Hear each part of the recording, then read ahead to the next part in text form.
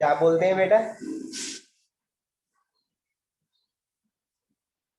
सबसे पहले क्या करते हैं हम? सर फिजिबिलिटी फिजिबिलिटी स्टडी करते हैं। फिजिबल है हमारा ये प्रोजेक्ट, ये system banana in in the light of certain constraints. क्या ये बन सकता है सॉफ्टवेयर? अब वो कौन कौन से कंस्ट्रेंट होते हैं? मल्टी डायमेंशन कंस्ट्रेंट हो सकते हैं। हर एक डायमेंशन में हमारा ये सिस्टम क्या बन सकता है, फिजिबल है? तो ये चीज को जानने के लिए हम जो स्टडी कंडक्ट करते हैं उस स्टडी को बोलते हैं बेटा feasibility study. I am going to share screen with you. तो आई गेस हम यहाँ तक पहुंचे थे। तो फिजिबिलिटी स्टडी हमने शुरू की, बहुत सारे डायमेंशन हम देखते हैं। सबसे पहला डायमेंशन जो हम डिस्कस कर चुके हैं, टेक्निकल फिजिबिलिटी। क्या हमारे पास ऐसी टेक्नोलॉजी अवेलेबल है, ऐसे साउंड और टेक्निकली साउंड पर्सन अवेलेबल हैं जो इस तरीके के सॉफ्टवेयर को, सिस्टम को बना सके? ठीक है, यहाँ पर हम सिस्टम और सॉफ्टवेयर का मतलब क्या है, क्योंकि आपका एक स्पेसिफिक डोमेन है, आपका एक इंफॉर्मेशन सिस्टम बन रहा है, अकाउंटिंग इंफॉर्मेशन सिस्टम बन रहा है। तो जब जब मैं सिस्टम बोल रहा हूँ या सॉफ्टवेयर बोल रहा हूँ, उसका मतलब है अकाउंटिंग सॉफ्टवेयर या अकाउंटिंग सिस्टम। ठीक है, तो पहले तो हम टेक्निकल साउंडनेस देखेंगे। ठीक, ये डिस्कस कर चुके हैं हम। फिर इकोनॉमिकल फिजिबिलिटी देखते हैं, इकोनॉमिकली हमारा फिजिबल होगा कि नहीं होगा ये सॉफ्टवेयर। जितनी कॉस्ट ये मांग रहा है, क्या हम वो उतने पैसे खर्च सकते हैं? क्या इतने पैसे खर्च करने के बाद जो हमारी डिमांड्स हैं, जो प्रॉफिट हम चाहते हैं, वो हो सकता है कि नहीं? ठीक है, ये सारी चीजें हम डिस्कस करते हैं इकोनॉमिकल फिजिबिलिटी में। इकोनॉमिक फिजिबिलिटी में फिर ऑपरेशन फिजिबिलिटी आती है, जिसमें हम देखते हैं कि क्या हमारे पास ऐसी मैन पावर है या ऐसी ट्रेनिंग टीम अवेलेबल है हमारे पास जो ट्रेन कर सके हमारे एम्प्लॉयज को कि वो इस सिस्टम पे, सॉफ्टवेयर पे वर्क कर सके। और इसके साथ ही बेटा इसका एक सब पार्ट होता है मैनेजरियल फिजिबिलिटी, कि क्या मेरी टॉप मैनेजमेंट, क्या मेरे राइवल्स, क्या मेरे सप्लायर्स, क्या मेरे बायर्स, क्या मेरे एम्प्लॉय इसको अडेप्ट करने के लिए, इसको खुले दिल से यूज करने के लिए तैयार हैं, इसमें मुझे सपोर्ट कर रहे हैं या नहीं कर रहे हैं? ठीक है, या करेंगे या नहीं करेंगे, वो आ जाती है आपकी मैनेजेरियल फिजिबिलिटी, जिसको हम ऑर्गेनाइजेशनल फिजिबिलिटी ही कह देते हैं। क्या मेरी ऑर्गेनाइजेशन जो है या जो मेरी मैनेजमेंट जो है वो रेडी है इस तरीके के प्रोजेक्ट को यूज करने के लिए, इस तरह के प्रोजेक्ट को डेवलप करने के लिए, और जो डेवलप होने के बाद सिस्टम बनेगा उसको अच्छे से यूज करने के लिए क्या वो तैयार है? ये आ जाती है, या तैयार होंगे, ये चीज आ जाती है मैनेजेरियल या ऑर्गेनाइजेशनल फिजिबिलिटी में। यहाँ तक बेटा हमने कर लिया था, कोई डाउट तो नहीं था इसमें यहाँ तक? No sir. हाँ, इसको अगर आप प्रॉपरली अपने माइंड में जो भी चीज आपको लगता है चलनी चाहिए, ये चीज पे फोकस होना चाहिए, ये चीज पे फोकस नहीं होना चाहिए, तो आप अपने हिसाब से बेटा इसको राइट कर सकते हो इन योर थ्योरी एग्जाम। क्योंकि आप देख रहे हो ये वो आम चीजें ही हैं जो हम सोचते हैं कुछ चीज लेते वक्त, तो वही चीजें हम यहाँ पर देख रहे हैं। तो अगर आपको यहाँ पे क्वेश्चंस लग रहे हैं कि इसके अलावा भी कोई क्वेश्चन हो सकता था, तो आप डाल सकते हो उसको। अब आती है बेटा लीगल फिजिबिलिटी। आप देखो बेटा, हम किसी कंट्री में रहते हैं या किसी स्टेट में रहते हैं, तो उसके कुछ रूल्स और रेगुलेशंस होते हैं, कुछ लॉज भी होते हैं। तो क्या हमारा सॉफ्टवेयर जो हम बनाने जा रहे हैं ये कोई लॉ तो नहीं तोड़ रहा है? तो हम एक कंसल्ट करते हैं एक लॉयर को कि हम ये प्रोजेक्ट बनाना चाहते हैं, उसमें ये चीज़ें इन्वॉल्व हो सकती हैं, तो इसके कोई लीगल कंसिक्वेंसेस तो नहीं है? मतलब बेसिकली मैं आपको कहता हूँ, किसी ने अगर पेटेंट कराया हुआ है कोई चीज़, या कोई हम चीज़ यूज़ करने जा रहे हैं जो किसी की कॉपीराइट है किसी चीज़ पे, तो बेटा अगर वो हम अपने सॉफ्टवेयर में यूज़ करते हैं तो वो गलत होगा। जैसे फॉर एग्जाम्पल विंडो का लोगो आप यूज़ करोगे तो वो विंडो को बिलोंग करता है, आप यूज नहीं कर सकते हो। अगर वो यूज करते हो तो you will be obviously legally, you will face legal consequences for it. तो ये चीजें हम बताते हैं, ये चेक करते हैं कि जो फंक्शनैलिटीज हम चाहते हैं, जो चीजें हम चाहते हैं, जो कंपोनेंट्स हम चाहते हैं, वो किसी दूसरी कंपनी के पास उसके राइट्स तो नहीं है, या ऐसा कोई लॉ तो नहीं है जो हमें ये चीजें को यूज करने पे से रोक तो नहीं रहा है। ठीक है, या कोई चीज यूज करने से पहले हमें कुछ कॉपीराइट या पेटेंट तो नहीं कराना पड़ेगा कि वो हम प्रॉपरली यूज कर पाए उसको। ठीक है, या किसी दूसरी कंपनी से हमें परमिशन तो नहीं लेनी पड़ेगी। तो ये चीजें आती हैं बेटा लीगल फिजिबिलिटी में। You got the point?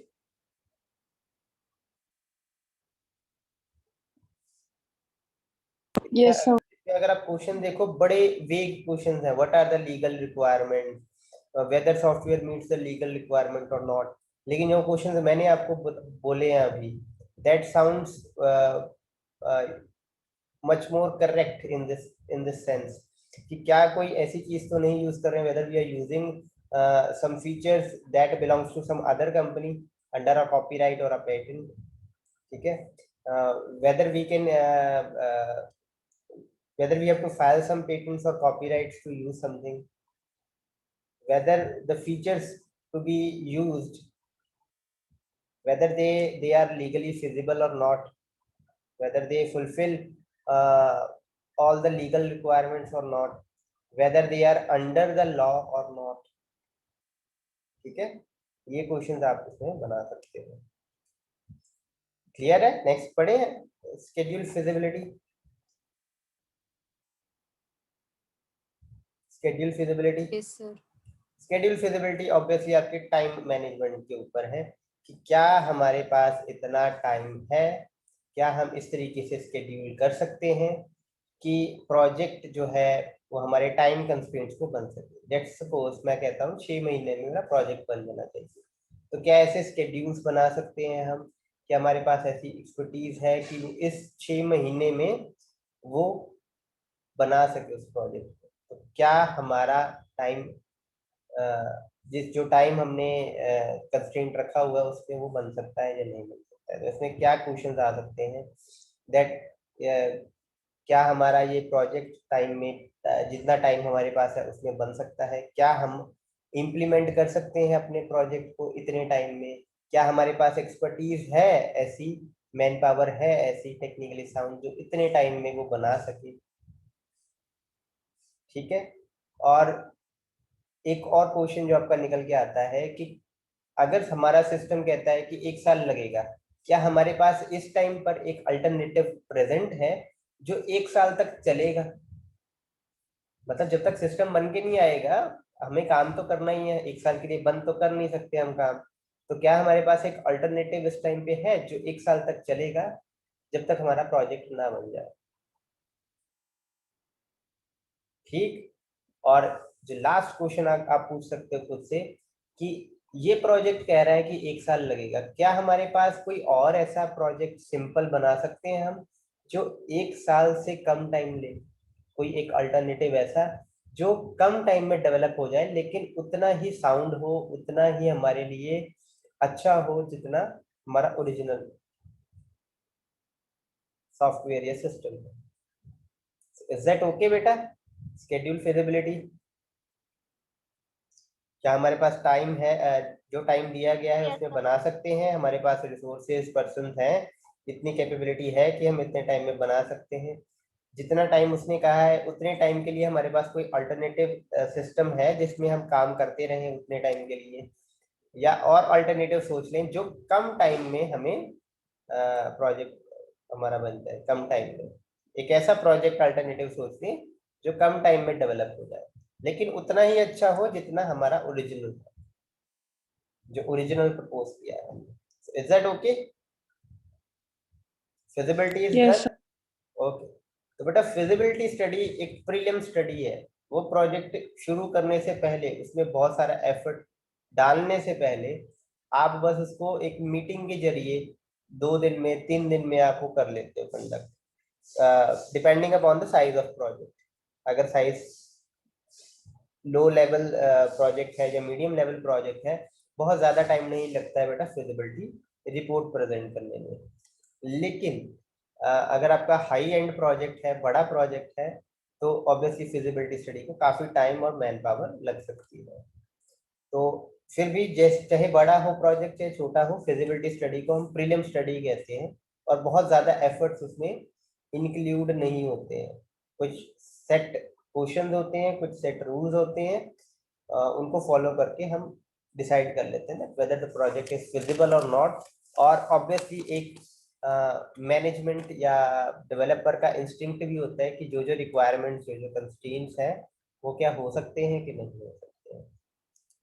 he or she can use his or her past experience की ऐसे प्रोजेक्ट मैंने पहले भी बनाए हैं, यही कंस्ट्रेंट में बन जाएंगे क्या? तो feasibility study is a prelim study. लेकिन अब फिजिबिलिटी स्टडी का रिजल्ट जब आ जाता है कि हाँ ये फिजिबल है प्रोजेक्ट, हर तरीके से फिजिबल है ये प्रोजेक्ट। एक और बेटा फिजिबिलिटी स्टडी में मैं आपको पॉइंट बताता हूँ। एक फिजिबिलिटी होती है बेटा सोशल फिजिबिलिटी। सोशल फिजिबिलिटी आपके लीगल फिजिबिलिटी का ही पार्ट होता है। जैसे कुछ चीजें होती हैं बेटा जिसके लिए लॉ नहीं बने हैं, लेकिन फिर भी वो किसी सोसाइटी की एक कम्युनिटी को हर्ट कर सकती है। कुछ चीजें इस पर लॉ नहीं बने हैं, but it can certainly hurt a social community. तो आपको उस हिसाब से भी देखना होगा कि हम जो चीजें यूज कर रहे हैं या हम जो काम कर रहे हैं वो सोशल नॉर्म्स के अकॉर्डिंग है या नहीं है। तो social feasibility is also a part of it. Social feasibility आपकी कह सकते हो लीगल जैसी ही है, लेकिन उसमें लॉज नहीं आते हैं बेटा, उसमें बस आपकी कॉन्शियस आती है सर, कि हम किसी कम्युनिटी को हर्ट ना करें। Community is not just religious community, community can be any certain section. Is it okay? Yes, sir. Yes, sir. आगे बढ़े। Yes, sir. तो आगे बेटा क्या होगा, अब फिजिबिलिटी स्टडी का आउटकम जैसे आ गया कि yes this project is feasible, तो हम उसकी एक्चुअल में डेवलपमेंट स्टार्ट कर देंगे। तो एक्चुअल में जब हम डेवलपमेंट स्टार्ट करेंगे तो हमारा प्रोजेक्ट जब बनकर आएगा तो ये एक साइकिल के थ्रू बनता है। उस साइकिल का नाम होता है बेटा सिस्टम डेवलपमेंट लाइफ साइकिल या software development life cycle. Short में इसको बेटा SDLC भी कहते हैं। तो तब आपके इस चैप्टर में बेटा दो चीजें हैं, SDLC और उसके बाद टाइप्स ऑफ अकाउंटिंग सिस्टम। तो आज हम ये चीज पे फोकस करते हैं कि SDLC क्या होता है। लाइफ साइकिल, पहले मैं इसका एक्सप्लेन करता हूँ इन 4 वर्ड्स को। सिस्टम तो आप समझते ही हो,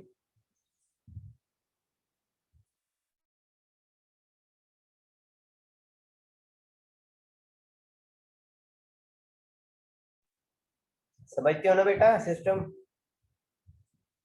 Yes, sir. डेवलपमेंट, सिस्टम को बनाना। अब लाइफ साइकिल,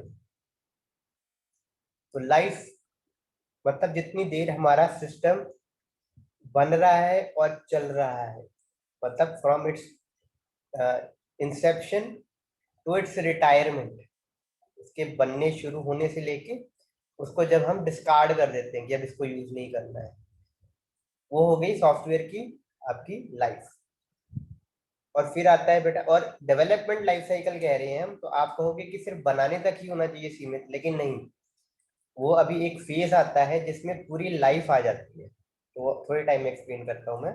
और साइकिल का मतलब है, ऑब्वियसली साइकिल का मतलब क्या होता है, जहां से शुरू करो वहां पे वापस आओ, फिर शुरू करो वापस आओ, एक गोले में आप चलते जाते हो, that is called cycle.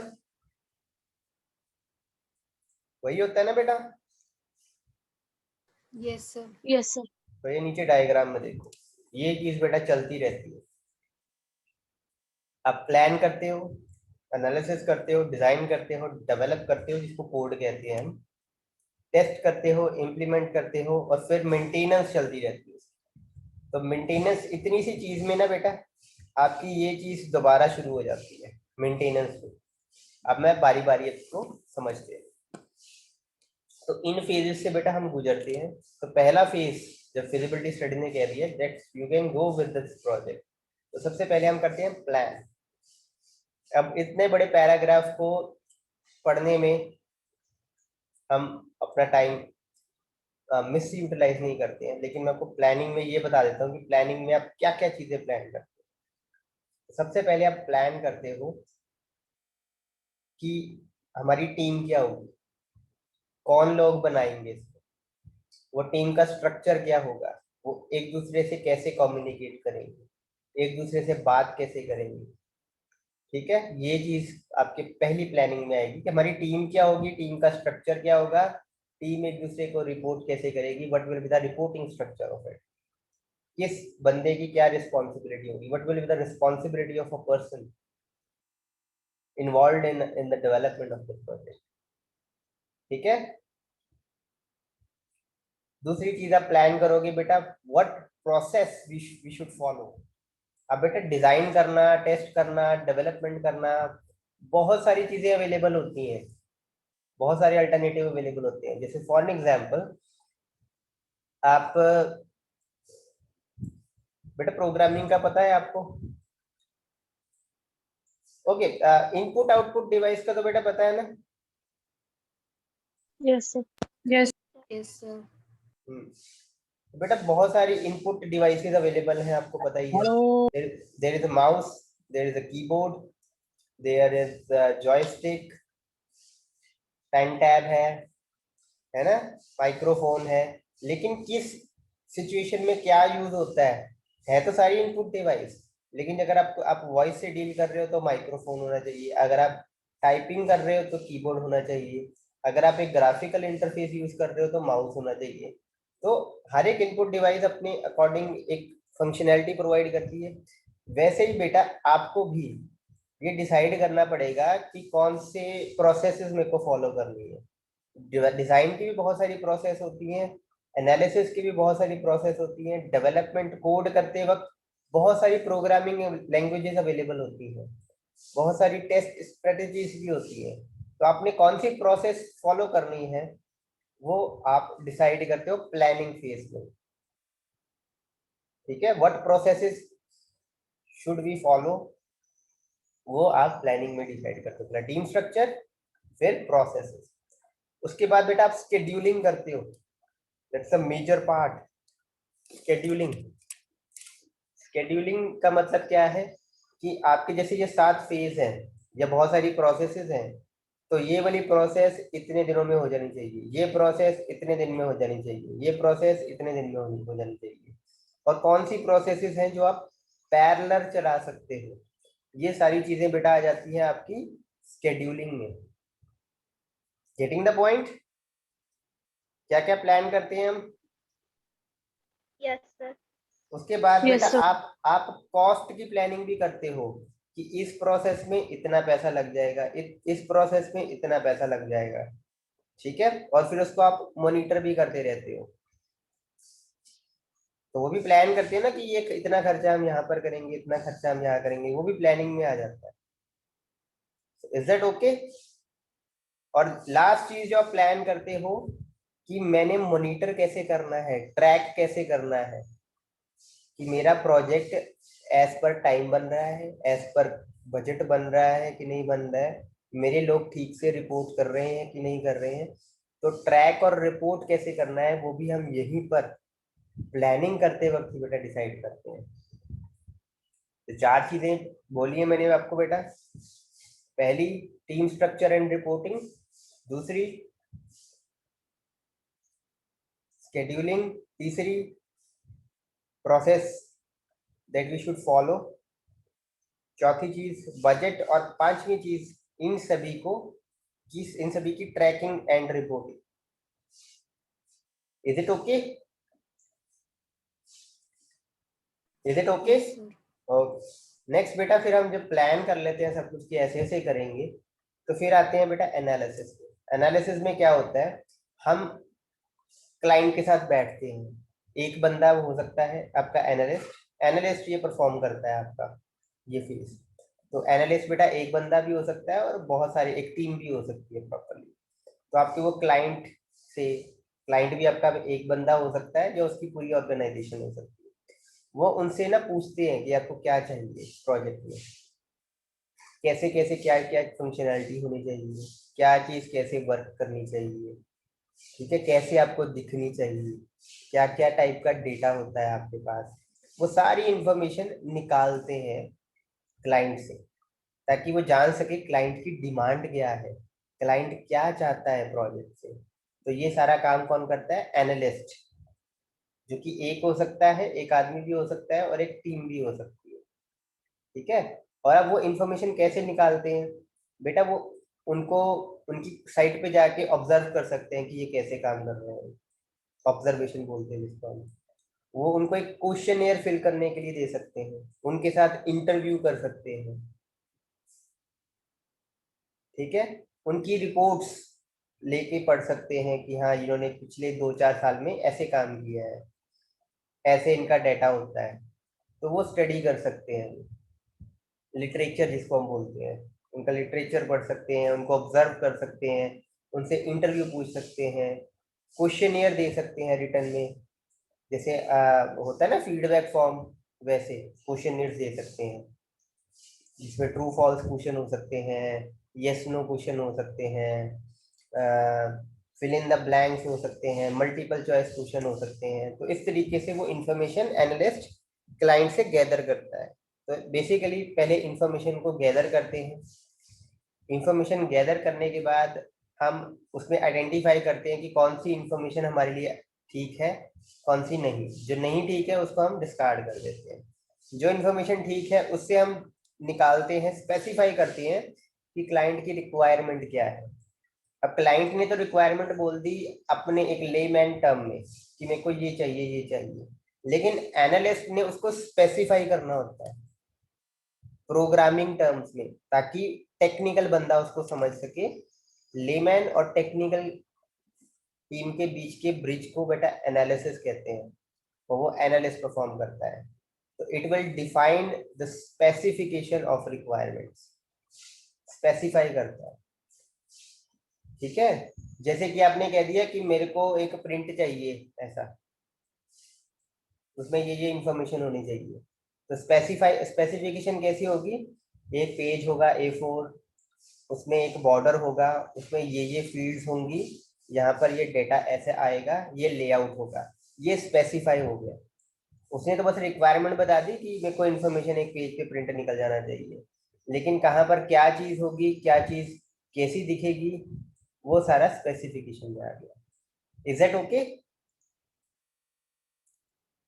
Is that okay बेटा? Is that okay? Yes, sir. Okay.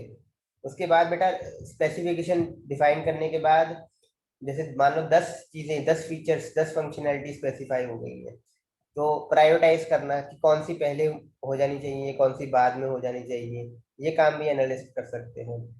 इसके अलावा बेटा एक फंक्शनैलिटी को करने के मान लो 2 या 3 तरीके हो सकते हैं, तो वो भी एनालिस्ट ही बताता है कि इस काम को ऐसे किया जा सकता है, इस काम को ऐसे किया जा सकता है, इस प्रोसेस को फॉलो किया जा सकता है।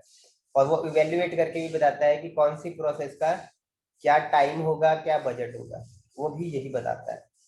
उसके बाद फाइनली वो रिकमेंडेशंस देता है कि हमें कौन सा प्रोसेस मॉडल यूज करना चाहिए, क्या अप्रोच होनी चाहिए हमारी, वो रिकमेंडेशंस एनालिसिस फेज में साथ साथ दी जाती है। तो इज दैट ओके बेटा? Analysis is clear? Yes. Information collect Yes, करना, sir. इंफॉर्मेशन को मैनेज करना, फिर उसको स्पेसिफाई करना, उससे फंक्शनैलिटी स्पेसिफाई करना, प्रायोरिटाइज करना कि कौन सी स्पेसिफिकेशन जरूरी है, पहले बननी चाहिए, ज़्यादा एक्सपीरियंस बनने चाहिए उसके लिए।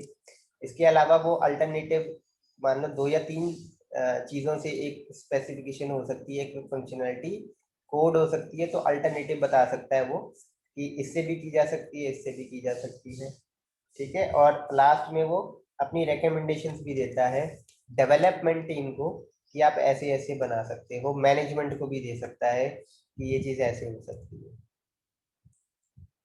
उसके बाद आ जाता है बेटा एनालिसिस का काम क्या है?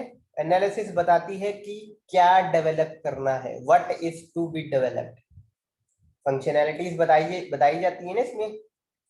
तो बेसिकली एनालिसिस का काम क्या है, what is to be developed, क्या बनना है। डिजाइन में हम एक क्वेश्चन का आंसर देते हैं, how the project is to be developed, project बनेगा कैसे। तो आपकी जो प्रोसेसेस हैं, कौन सी प्रोसेस फॉलो होनी है, वो यहाँ डिजाइन में आता है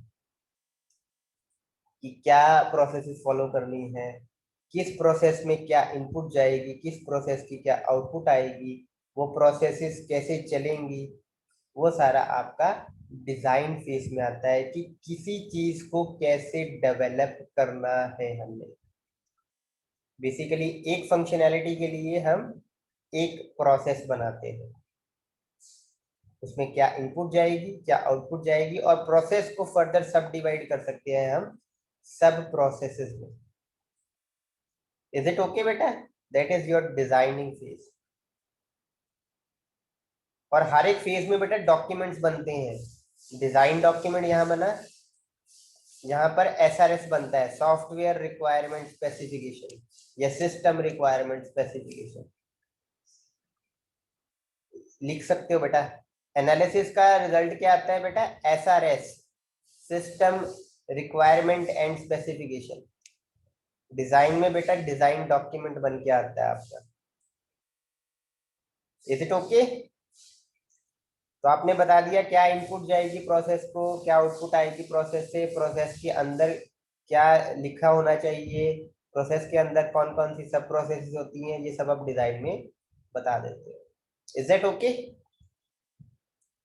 Yes, sir. Yes, sir.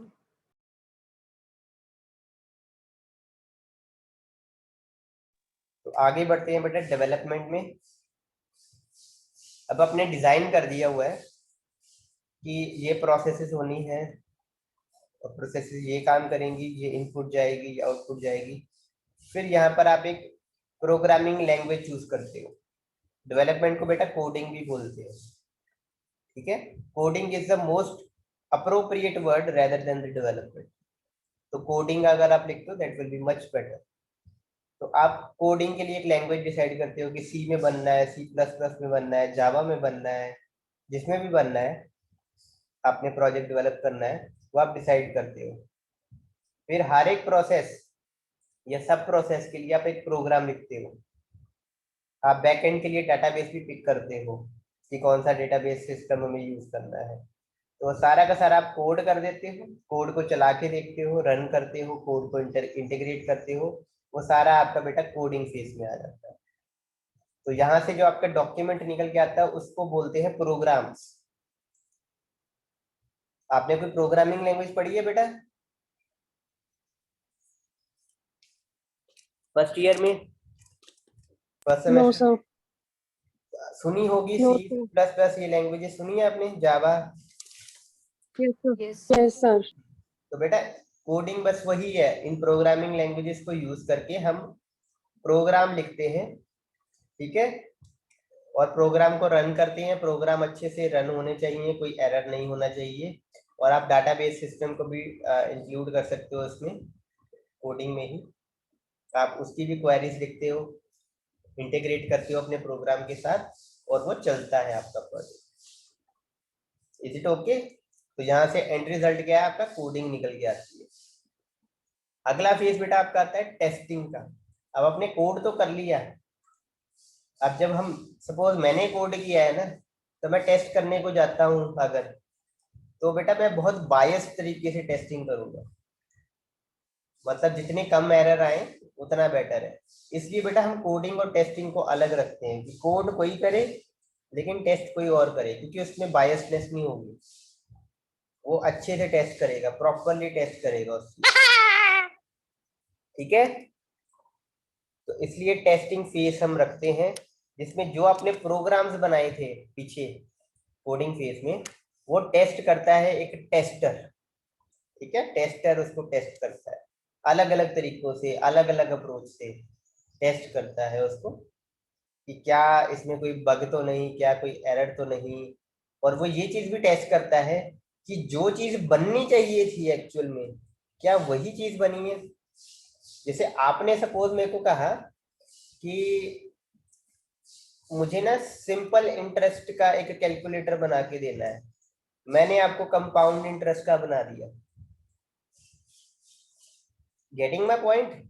आपने कहा सिंपल इंटरेस्ट का बनना चाहिए, मैंने आपको कंपाउंड इंटरेस्ट का बना दिया।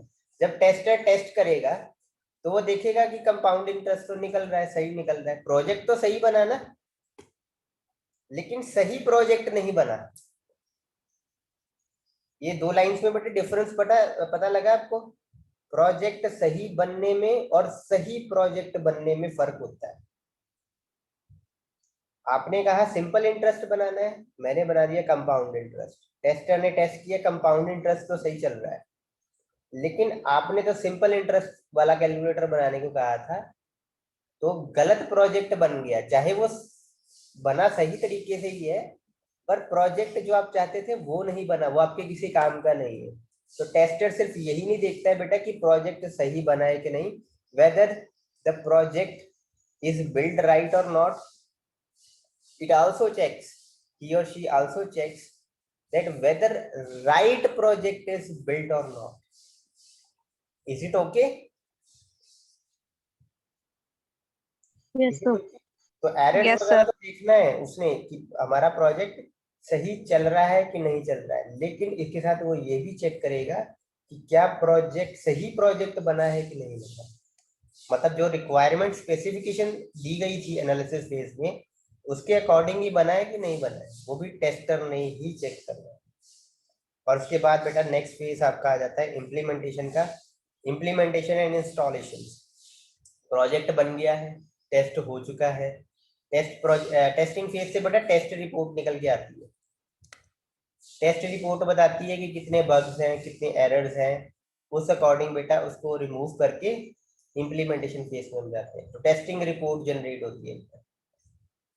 उसके बाद टेस्टिंग क्लियर हो गई, हमारा प्रोजेक्ट बग फ्री है, एरर फ्री है, हम आ जाते हैं इम्प्लीमेंटेशन फेज कि अब हमने क्लाइंट की जगह पर वहां उसके सिस्टम के ऊपर, उसके कंप्यूटर सिस्टम के ऊपर अपना सॉफ्टवेयर इंस्टॉल कर देना है।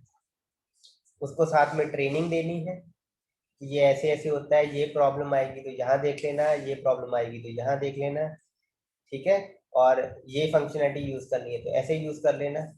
तो बेसिकली हम डिलीवर कर रहे हैं प्रोजेक्ट को क्लाइंट को, वो इम्प्लीमेंटेशन में आता है। तो इम्प्लीमेंटेशन में भी दो चीजें आती हैं, हम अपना सिस्टम जो डेवलप किया है वो इंस्टॉल करते हैं वहां पर क्लाइंट की साइट पर, और दूसरा उसको ट्रेनिंग प्रोवाइड करते हैं। Is it okay? Is it okay? Yes, sir. And the last phase बेटा, जो ये चलता ही जाता है, मेंटेनेंस। बेटा जब यूज करते हैं 6 महीने बाद हो सकता है कि आपको कोई एरर नजर आना शुरू हो जाए कि ये प्रॉब्लम सर आ रही है, तो आप डेवलपर को कहते हो कि ये प्रॉब्लम आ रही है, तो डेवलपर उसको ठीक करने के लिए फिर वही साइकिल शुरू कर देता है। आप पता लगा वो साइकिल क्या चीज है? दोबारा प्लान कर देता है, दोबारा वो एनालिसिस करता है, दोबारा वो डिजाइन करता है, दोबारा वो कोड करता है, टेस्ट करता है। बहुत बड़े स्केल पे नहीं, लेकिन छोटे स्केल पे। तो ये साइकिल बेटा चलता जाता है मेंटेनेंस पे, ठीक है। तो आपने कहा कि कोई एरर आना शुरू हो गया, तो हम कहेंगे चलो आपकी मेंटेनेंस कर देते हैं।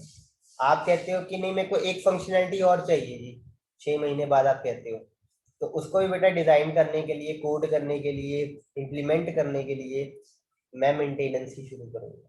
उसके बाद आप कहते हो नहीं जी आपने विंडोज के लिए बनाया था, अब हम मैक यूज करने वाले हैं, मैक का सिस्टम यूज करने वाले हैं, या लाइनक्स का सिस्टम यूज करने वाले हैं, तो आप उसके लिए भी जी हमें बना के दो। तो वहां पर भी मैं मेंटेनेंस ही शुरू करूंगा बेटा कि वो जो हमारा सिस्टम है जो विंडोज पे चल रहा था वो अब मैक पे भी चले, या आप कहते हो बेटा मोबाइल पर भी चले, एंड्रॉइड पे भी चले, या iOS पे भी चले, तो वो भी मेंटेनेंस का ही पार्ट आ सकता है, ठीक है।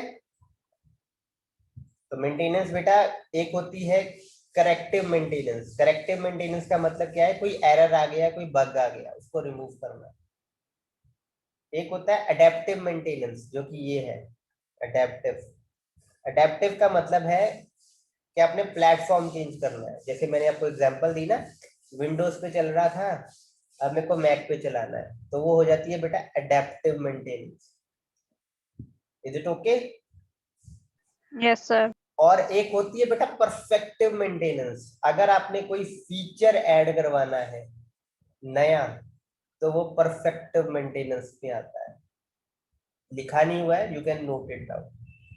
Perfective maintenance is a kind of maintenance in which new feature or new features can be added into your already built project.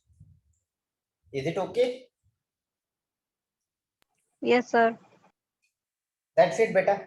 Now different kinds of accounting packages या accounting software कैसे कैसे होती है, ये हम कल देखते हैं। You still have 1.5 minute remaining बेटा। आज जितना भी किया है, कोई डाउट है तो पूछ। No, sir. किसी No, को भी sir. बेटा कोई डाउट हो, it's more of a perception, दिमाग में घुमाने वाली चीजें ही है, नथिंग एल्स। और काफी इजी और सिंपल चैप्टर है, जिसमें आप अपनी परसेप्शन लिख सकते हो और वो गलत नहीं होगी। ओके, वन मोर थिंग बेटा, आपका ये चैप्टर खत्म हो जाएगा परहैप्स कल या नेक्स्ट वीक के पहले दिन। उसके बाद बेटा एक आपका फर्स्ट चैप्टर है, that is not the part of your syllabus actually, और आप वो कह रहे हो कि मैं पढ़ भी चुकी है हम पहले, जिसमें input output device generation of computer system है। तो उसका बेटा आप क्या कहते हो, कैसे किया जाए? सर खुद रीड कर लेंगे। खुद रीड कर लोगे? चलो मैं आपको एक